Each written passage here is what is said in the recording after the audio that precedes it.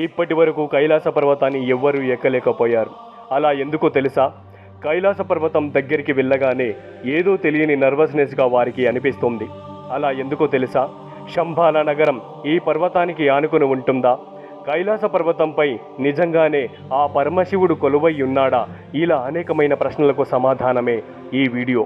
Hi friends, మన వీడియోని కొత్తగా చూస్తున్నట్లయితే ముందుగా ఛానల్ని సబ్స్క్రైబ్ చేసుకోండి. కైలాస పర్వతం ఎన్నో రహస్యాలతో కూడుకున్నది. 2001లో చైనా ప్రభుత్వం కైలాస పర్వతంపై ఏం చూసి పర్వతారోహణకు అడ్డు చెప్పింది? ఇప్పటి వరకు ఆ పర్వతం అంచునకు చేరుకున్న వ్యక్తి ఎవరైనా ఉన్నారా? ఈ పర్వతాన్ని అధిరోహించే వారి వయస్సు సాధారణ వయసు కంటే రెండింతలు పెరగడానికి కారణాలేంటి? కైలాస పర్వతం అధిరోహణకు ప్రయత్నించిన వారు ఆ ప్రయత్నం తర్వాత 2-3 సంవత్సరాల లోపు మృత్యువార్త పడడానికి కారణం ఏంటి? ఈ విషయంపై నాసా శాస్త్రవేత్తలు కూడా ఆశ్చర్యపోయారు. ఇది ప్రపంచంలోనే ఎత్తైన పర్వతం కూడా కాదని, కానీ ఎందుకు కైలాస పర్వతాన్ని ఎక్కలేకపోతున్నారని. దాదాపుగా 8,000 మీటర్లకు పైగా ఉండే మౌంట్ ఎవరెస్ట్ ని ఎక్కగలిగారు. కానీ కైలాస పర్వతం 6,640 మీటర్లు మాత్రమే అయినా ఎవరు ఈ పర్వతాన్ని ఎక్కలేకపోయారు. 20వ శతాబ్దంలో సెబ్రివియన్ క్లైమర్స్ ఈ కైలాస పర్వతాన్ని ఎలాగైనా ఎక్కాలి అనుకున్నారు. కానీ వారికి తెలిసిన నిజం ఏంటంటే ఆ సంవత్సరం కంటే ముందే ఒక గ్రూప్ కైలాస పర్వతాన్ని ఎక్కుతూ మళ్ళీ వారు కనిపించకుండా పోయారు అనే భయం వాళ్ళలో మొదలైంది.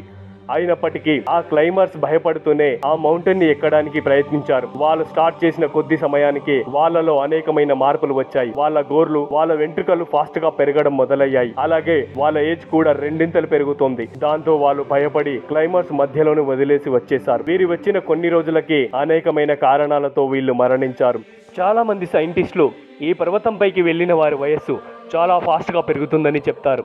అలా ఎందుకు అవుతుంది అనేది ఎవ్వరు కూడా నిర్ధారించలేకపోయారు. ఈ మౌంట్ పర్వత ఆకారం మిగతా పర్వతాల కంటే చాలా డిఫరెంట్ గా ఉంటుందని, ఒక పిరమిడ్ లాగా అనిపిస్తుందని, సహజంగా ఏర్పడే అవకాశం లేదు అంటున్నారు. మరికొంతమంది శాస్త్రవేత్తలు ఈ పిరమిడ్ ని ఏలియన్స్ నిర్మించారని చెప్తున్నారు. ఈ విషయంపై ఎక్కడ ఇంటర్నెట్ లో కూడా సమాచారం లేదు. మునులు, ఋషులు మాత్రం ఈ పర్వతాన్ని సాక్షాత్ పరమశివుడే నిర్మించాడని చెప్తున్నారు. కైలాస పర్వతం యొక్క అద్భుతమైన రహస్యాలు. పురాణాల ప్రకారం ధనాధిపతి అయిన కుబేరుని నివాసం కైలాస పర్వతం పైనే ఉంది. ఏ వ్యక్తి అయినా తన జీవితంలో మంచి కార్యాలు, పుణ్యకార్యాలు చేసి మరణిస్తే వాళ్ళకి కైలాస ప్రాప్తి కలుగుతుందని అంటారు. అందుకే అందరూ కైలాస పర్వతాన్ని ఎంతో పవిత్రంగా భావిస్తారు. సముద్ర మట్టం నుంచి 6,718 మీటర్ల ఎత్తులో ఉంటుంది. కైలాస పర్వతం ఇండియాకు, చైనాకు మధ్యలో టిబెట్ కి సౌత్ వెస్ట్ ప్రాంతంలో ఉంటుంది. ఇక్కడ 4 మతాలు ఉంటాయి. హిందూయిజం, జైనిజం, బుద్ధిజం మరియు సిక్కు మతాలను ఫాలో అయ్యేవారు వస్తూ ఉంటారు. ఈ 4 మతాలకు చెందిన వారు కైలాస పర్వతాన్ని ఎంతో అపురూపంగా భావిస్తారు. అంతేకాకుండా ఈ పర్వతం 4 నదులకు పుట్టినిల్లు. అవే సింధు, సట్లెజ్, బ్రహ్మపుత్ర ఇంకా కరణాలి. ఈ నదులు అన్ని కూడా ఒక్కొక్క నది ఒక్కొక్క డైరెక్షన్ లో ప్రవహిస్తాయి. ఇక్కడ మీరు తెలుసుకోవాల్సిన ఇంకో ముఖ్యమైన విషయం ఉంది. 1962లో చైనా, భారత్ మధ్య ఉన్న సరిహద్దు వివాదం వారి మధ్య యుద్ధానికి దారితీసింది. ఆ యుద్ధంలో భారత్ భారీగా నష్టపోయింది. ఈ యుద్ధ పరిణామం వల్ల చైనా భారత్ కు చెందిన 72,000 మైళ్ళ భూభాగాన్ని చైనా కబ్జా చేసుకుంది. అందులో కైలాస పర్వతం కూడా ఉంది. భారతీయులందరూ ఈ విషయాన్ని జీర్ణించుకోలేకపోయారు. అప్పట్లో పార్లమెంట్లో డిహైడోన్ ఎఫ్బి మహావీర్ త్యాగి అప్పటి ప్రధాని మన జవహర్ లాల్ నెహ్రూని కలిశారు.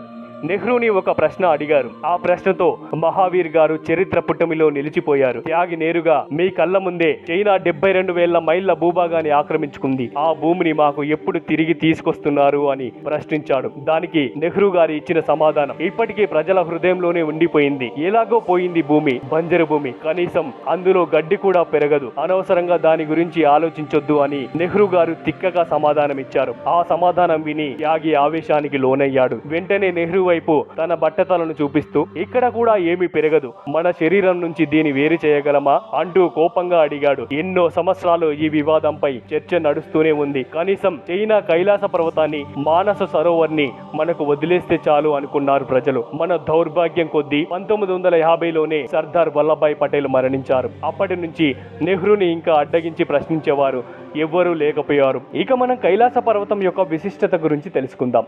ఈ పర్వతం మీద అనేక రకాలైన మతపరమైన గుర్తులు కనిపిస్తాయి. సూర్యుడు అస్తమించే సమయంలో అక్కడ లెఫ్ట్ ఫేస్ లో స్వస్తిక్ షాడో కనిపిస్తుంది. అంతేకాకుండా కొన్నిసార్లు శాటిలైట్ నుంచి కూడా కొన్ని వింతైన ఆకారాలు కనబడ్డాయి. అక్కడే పర్వతాలపై ఓం ఇంకా శివుడి ఆకారాలు దర్శనమిచ్చాయి. ఈ కైలాస పర్వతాన్ని నీవెల్ ఆఫ్ ఎర్త్ అని కూడా పిలుస్తారు. అంటే ఈ పర్వతం భూమి మధ్యలో ఉందని అర్థం. ఈ కైలాస పర్వతం దగ్గర ముఖ్యమైన 2 సరస్సులు ఉన్నాయి. ఒకటి మానస సరోవర్, ఇంకోటి రాక్షస సరోవర్. మానస సరోవర్ ని ప్రపంచంలోనే ఫ్రెష్ వాటర్ సరస్సుగా పిలుస్తారు. అదే విధంగా సరస్సు యొక్క ఆకారం గుండ్రంగా ఉంటుంది. భూమిలాగా ఈ సరస్సు ఎండాకాలంలో మరియు వానాకాలంలో ఒకేలా ఉంటుంది. దీనికి పక్కనే రాక్షస సరోవర్ ఉంటుంది. దీని నీళ్లు చాలా ఉప్పగా ఉంటాయి. ఈ సరస్సులో ఏ జీవి కూడా బ్రతకదు. కొంతమంది చెప్పిన ప్రకారం ఈ రాక్షస స్థానం మొత్తం ఎండిపోతుంది. అదే విధంగా ఫుల్ వాటర్ తో ఒక్కసారిగా దర్శనమిస్తుంది. అందుకే ఈ సరస్సుని ది గోస్ట్ లేక్ అని పిలుస్తారు. అయితే ఈ పర్వతం సెబ్రియం క్లైంబర్స్ మాత్రమే కాదు, ఈ కైలాస పర్వతం ఎక్కి చాలా మందికి విచిత్రమైన ఎక్స్పీరియన్సెస్ మొదలయ్యాయి. ఈ పర్వతం ఎక్కుతున్నప్పుడు ఒక్కసారిగా వాతావరణంలో మార్పులు వచ్చేస్తాయి. అనగా వాతావరణం భయంకరంగా మారిపోతుంది. దాంతో వాళ్ళు సగం దూరం వెళ్లి మళ్ళీ తిరిగి వచ్చేస్తారు. ఎన్నో సంవత్సరాల అనుభవం ఉన్న క్లైంబర్స్ కూడా ఈ పర్వతాన్ని ఎక్కేటప్పుడు ఆరోగ్యం క్షీణించడం, అలసట రావడం లాంటివి జరిగి తిరిగి వచ్చేశారు. కానీ కెనోనెల్ విల్సమ్ అనే వ్యక్తి కైలాస పర్వతాన్ని ఎక్కడానికి సులువైన మార్గాన్ని కనుగొన్నాడు. ఆ మార్గం ద్వారా అతను కొంత దూరం వెళ్ళాక భారీ మంచుతో దారి కూడుకుపోయింది. ఈ పర్వతం ఎక్కేటప్పుడు అతని హార్ట్ బీట్ చాలా వేగంగా పెరిగిందని తెలిపాడు. అడుగు వేస్తున్న ప్రతిసారి తిరిగి వెళ్ళిపోదామనే భావన అతనిలో కలిగిందని చెప్పుకొచ్చాడు. అంతేకాకుండా ఆ పర్వతం నుంచి తనకు తిరిగి వెళ్ళిపో అనే శబ్దం కూడా వచ్చిందని నాకు ఇంకా గుర్తుందని తెలిపాడు.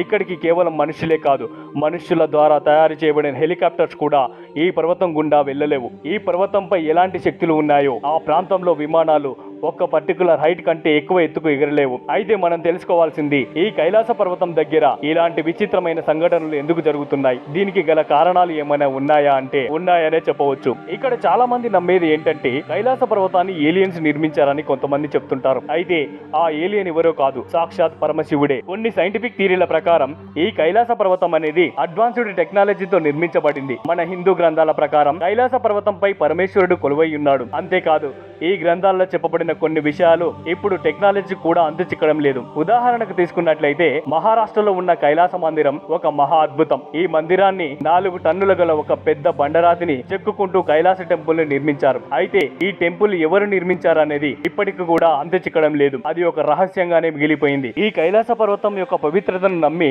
అన్ని మతాల వారు ఈ పర్వతం దగ్గర ఏదో తెలియని శక్తులు ఉన్నాయని నమ్ముతారు. అందుకు ఏదైనా ఎవిడెన్స్ ఉందా అంటే ఒకటి కాదు, చాలా ఉన్నాయని చెప్పవచ్చు. అందులో ముఖ్యంగా మానస సరోవర్. ఈ సరోవర్ నుంచి విచిత్రమైన లైటింగ్ అనేది బయటకు వస్తుంది. అంతేకాకుండా ఆ పర్వతం నుంచి కొన్ని వింతైన శబ్దాలు వస్తాయని అక్కడ నివసించే వారు చెబుతూ ఉంటారు. దీనిని తెలుసుకోవడానికి 1999లో ఫేమస్ సైంటిస్ట్ అయిన డాక్టర్ ఎర్న్ ముల్దాసేవ్ ఈ మౌంట్ కైలాస్ ని స్టడీ చేయడానికి టిబెట్ కి వెళ్లారు. వీరి ఎక్స్పెక్టేషన్స్ లో పర్వతం నుంచి విచిత్రమైన శబ్దాలు వచ్చాయి. దాంతో ఆ సైంటిస్ట్ ఆశ్చర్యపోయాడు. ఆ కైలాస పర్వతాన్ని ఎవరో అడ్వాన్స్ సెమిలియన్స్ నిర్మించి ఉండవచ్చని తెలిపారు. అంతేకాదు ఇతని డిక్షనరీ చంబాలా నగరం వైపు కూడా తీసుకెళ్లింది. చంబాలా నగరం మన కైలాస పర్వతం కిందనే ఉంటుంది. ఈ నగరం మానవ జాతికి మూలాధారం. ఇక్కడ ఆత్మలను పొందుపరిచినట్టు చాలా మంది నమ్ముతారు. ఈ విషయాన్ని సైంటిస్టులు కూడా బాగా నమ్మేవారు. కానీ దీనికి సంబంధించిన ఎవిడెన్స్ పక్కాగా లేవు. సైన్స్ కైలాస పర్వతం గురించి ఏం చెబుతుంది అన్న విషయానికి వస్తే కైలాస పర్వతం పర్ఫెక్ట్ గా పిరమిడ్ షేప్ లో ఉంటుందని సైంటిస్టులు చెప్తున్నారు. అంతేకాకుండా ఈ మౌంటైన్ ని ఏలియన్లు కూడా నిర్మించలేదని,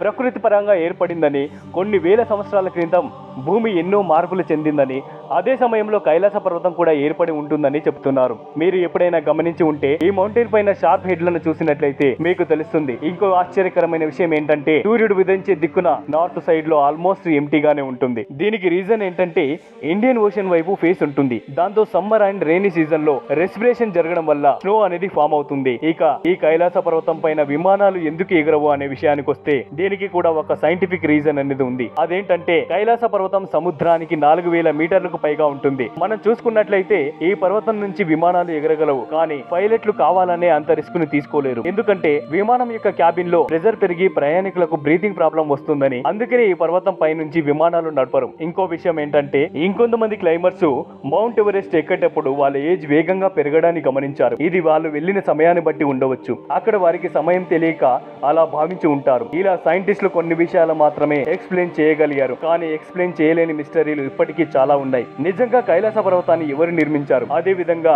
పిరమిడ్ షేప్ లో ఎందుకుంది? నిజంగానే పర్వతంపై మహాశివుడు కొలువై ఉన్నాడా? ఇలాంటి విషయాలకు సరైన సమాధానం ఇప్పటికీ ఎవరికీ తెలియదు. ఈ కైలాస పర్వతాన్ని ఎంతో మంది శాస్త్రవేత్తలు పురాణాల ప్రకారం రీసెర్చ్ చేశారు. కానీ ఎవరికీ అందచిక్కని రహస్యంగానే ఉంది. ఈ కైలాస పర్వతం యొక్క విశిష్టతను మీ అభిప్రాయం ద్వారా కామెంట్ చేయండి మరియు లైక్ చేయండి. ఈ యొక్క ఛానల్ ని సబ్స్క్రైబ్ చేసుకోండి. Thank you for watching.